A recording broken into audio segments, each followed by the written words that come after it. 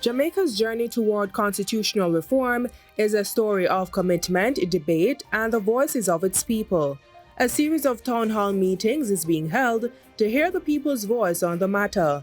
This is what transpired at the Town Hall in Emancipation Park, St. Andrew. The committee has worked tirelessly. There's a very extensive report that has been produced. I have my copy here, it's all marked up.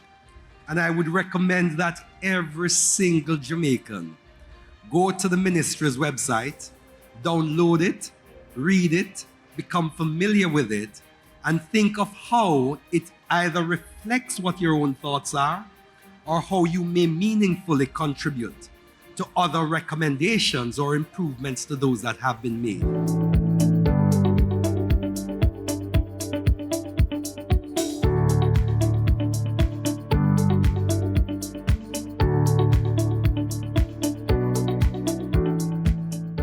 We are embarking on a phased reform of the Jamaica Independence Constitution.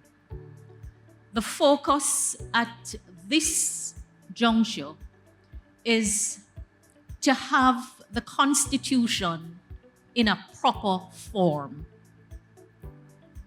a form that reflects its supremacy. We have used the term Jamaicanizing the Constitution for that goal that we are pursuing.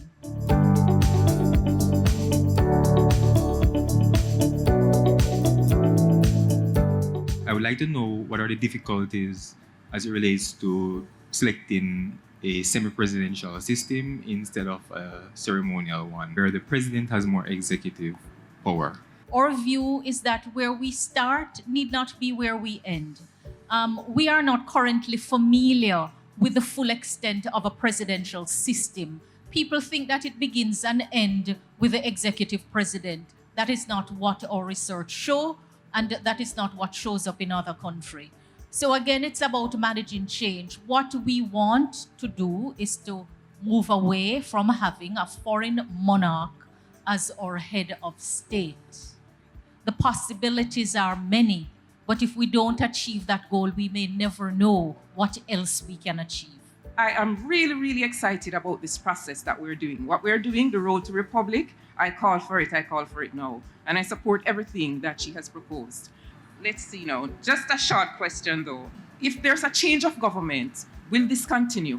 I can only express a hope that the constitutional reform work will continue, but I can't say for sure what another government charged with the responsibility to lead will do.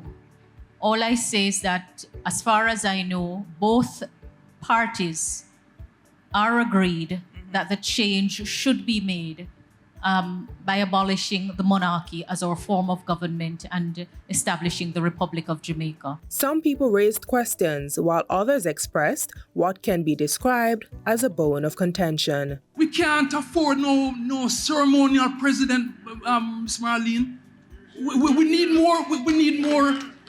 We need more accountability with consequences. Because if a man is accountable and don't go to prison, that's not accountability with consequences.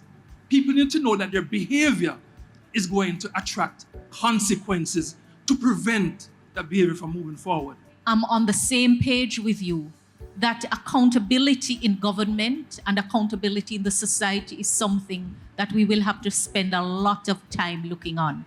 But make no mistake, it doesn't follow that it is going to come just because you directly elect someone.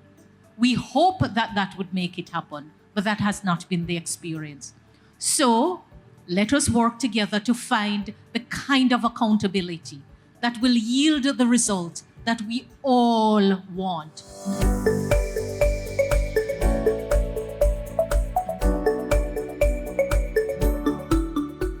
The report that has been out, people are being asked to read it and also make suggestions and comments because it's still a work in progress. So you being here, it means that your voice is being heard. And we are asking you for your suggestions in going forward. Why is it not put to a referendum that the people can have an ultimate part of the decision making? The matter will go to a referendum because the change will require the approval of the people. After the law is passed in the parliament by the representatives of the people, it will have to be approved by the people. Enumerate to participate, my brother. My question is, how will the question be coached in the referendum? Will the people be given a choice of voting to have an executive head of state as against a ceremonial head of state? Will the people be given that opportunity?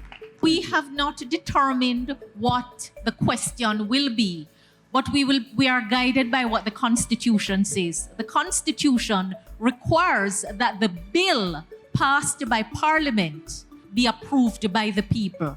So the question will be in a form which is asking for approval of the bill as passed in Parliament. The political leaders are for this, if 88.8% of Jamaicans for this, and if we have mechanisms in law and we are proposing it for the president, why can't we have a provision that will see us removing parliamentarians if they are not performing and if there is misconduct?